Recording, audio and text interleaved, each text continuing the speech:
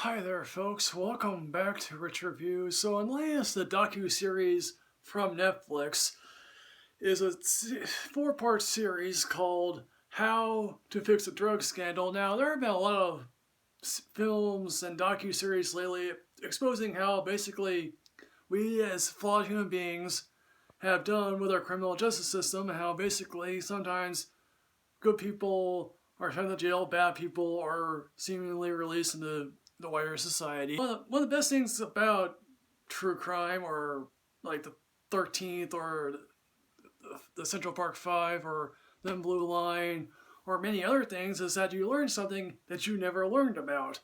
And this is something that I certainly did not know about until I watched this, and it focuses on two people that had wide implications of releasing 47,000 low-level drug offenders. As you watch this four-part series, you begin to wonder how all this could have happened, who's more responsible than most, and some people are railing against the series, like saying, why are you not focusing more on the victims here?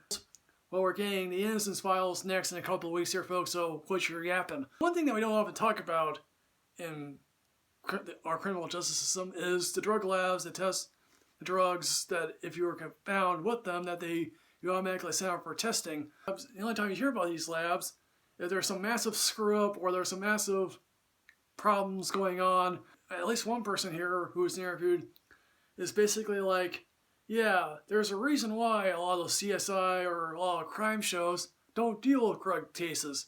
Drug cases aren't sexy. There are two main labs in Massachusetts, one in Amherst, in the western part of the state, and one in Boston, and particularly the Hidden Lab. Now, there are two stories in this, one involving Sonia Farker, the other involving Amy Ducan. In the beginning of 2013, Sonia Farker was arrested for mishandling drugs in the laboratory. And we come to learn that, oh yes, Farker, beginning with her job when she was employed there, started taking drugs, eventually making her way to crack cocaine. Now, I never tried drugs here, folks, and I'm glad I never started.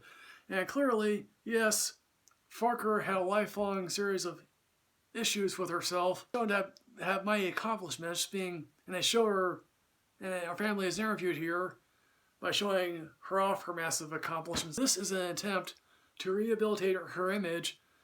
This might do that.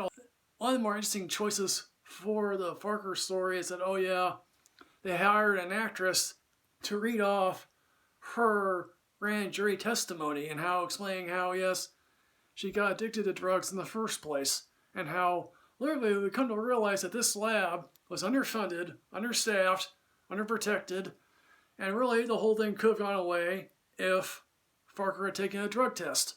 She would have been fired, or she would have probably been sent to rehab. The second story here, and now this story is much more troubling, even though Farker's case has massive complications.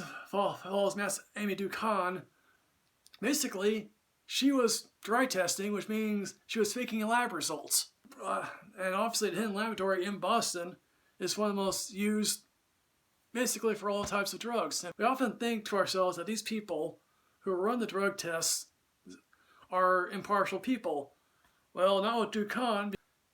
I guess she was a sought-after person because she did her work so frequently and so mightily. People often sought her out, and so basically she was pro-prosecution here, folks, all the way. She never, in her emails, which basically some were actually faked because she wanted to get with this one other prosecutor, and that prosecutor resigned and then went to the other side. All this played out during Martha Coakley's tenure, who basically lost not only to Scott Brown, but she also lost the governor's race. I do feel sorry for Farker in a sense because, yes, she got addicted to drugs, she was high when she was working. Ducan was sentenced to 3 to 5 years in prison, and got out in 2.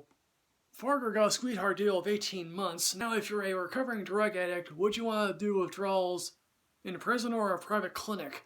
Clearly, she's doing it in prison, which, granted, must not be a good thing. And the most vulnerable of our society are people with multiple offenses, and fearing if they reoffend again, they'll go back to prison. And we were eventually told by this one defense attorney of this one client they had to constantly go back to prison. And the sad end result of that. But then the ACLU took this up as a class action lawsuit, and obviously the higher ups were like, if you release these people, there'll be havoc on the streets. And obviously, yeah, there probably are some definitely high-level drug dealers that you don't want out of prison, but the vast majority are low-level drug dealers or drug users. And then we eventually come to learn much more about the Fargo story because Martha Coakley was really trying to downplay that story. One attorney just keep knocking on the door, being told no constantly over and over again. What happened in the Fargo case was that they cut it off at a certain point. One of his clients was outside the time zone of which he was convicted for. He has one of the greatest moments in court by confronting the two attorneys in emails that made fun of him, saying he was a massive douchebag and much more other worse things than that. Now, of course, what is the end result of all this? 47,000 people back out on the street. Now, of course, is there any great answers to come out of this? Hey, look, clearly Fargo, make sure you do a drug test every now and then. But DuCon, make sure you actually know what you're hiring people for. If we do learn at the end of this thing that Fargo actually is clean, I'm happy that she is clean for the first time in so many years. So I would highly recommend that you watch How to Fix a Drug Scandal. So folks, How to Fix a Drug Scandal. Have you seen this? What did you think? What's your favorite docu-series so far this year? Or any other year? As always, folks, like, comment, subscribe, enrich yourself in knowledge. I'm on Twitter at Michael Rich at Rich Reviews too. I'll see you next time, folks. Yes, hooray.